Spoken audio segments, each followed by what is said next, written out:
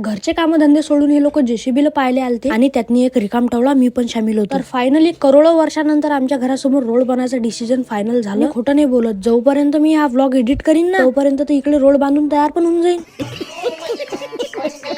तेवढ्या स्पीडनं तर यायचं कामच चालू आहे. तर आता हे तर सोडून द्या, आता उद्या जावं लागते आपल्याला गावाले, ते पण आपल्या बहिणीच्या इथं. त्याच्यासाठी पॅकिंग वगैरे नाही करावं लागत का? तर मला जे कपडे पाहिजे होते मी ते बॅगीत भरले आणि बॅग ठेवून दिले का कोपऱ्यात. मग पाहिलं तेवढ्यात 2:30 वाजले होते. मग तेवढ्यातच आपल्या कूलरचं बटन दाबलं आणि डायरेक्ट झोपून राहिलो आणि झोपीतून डायरेक्ट 4 वाजताच उठलो. मग मला माहित पडले की आता झालं लागते आपल्याला क्रिकेट खेळाले. तर दरवाजाला कडी लावली आणि आलो डायरेक्ट बाळादाच्या इथं. रीती शांत येऊन आधीच बसेल होता आणि तेवढ्यातनीच आपला बाळादा पण आला. मी तिघही जण निघालो डायरेक्ट मारुतीच्या वट्यावर. तेवढ्यातनीच इथं एक उसाची गाडी आली. तर या गाडीला पाहून शांता काय म्हणते, मले पण या काळीचा रस काढून द्या. मग आम्ही क्रिकेट खेळणारे पोट्टी इथे एका जागी जमा झालो. तर बाळादा मी पाण्याची कॅन घ्यायला घरी वापिस आलतो. हे कॅन घेऊन आलो आम्ही डायरेक्ट वालावर. तर इथं पण आपल्याला आपली प्रेमाची पब्लिक भेटली. तेवढ्यातनीच आपली कॅनही भरणं झाली. कॅन आम्ही गाडीच्या मधात ठेवली आणि कॅनीला घेऊन आलो आम्ही सरकत जीएनए ग्राउंड मध्ये. आम्ही तिथे येईपर्यंत शांतून स्टंप ठोकून ठेवली आणि मॅच मध्ये पहिलीच आपली बॉलिंग आली तर मी लागलो फिल्डिंगला. ती धड एक ओव्हर पण नाही झाली आणि बॉल पण तुटला. आम्ही पोट्ट्याने जागीच कॉन्ट्री केली आणि निखिल दाले मला पाठवलं डायरेक्ट स्टेशनरीवर. आम्ही 180च्या स्पीडनं स्टेशनरीवर आलो. 2 बॉल घेतले आणि पोट्टेसाठी घेतले चिंगम. डबल 180च्या स्पीडनं आलो आम्ही डायरेक्ट जीएनएच्या ग्राउंड वर. तर ठीक आहे, आजच्या ब्लॉग मध्ये एवढं. तर मी अमरावतीत काय काय केलं आणि बसमध्ये आपल्या संग काय एळेचाले झाले हे सांगतो मी तुम्हाला पुढच्या व्हिडिओत.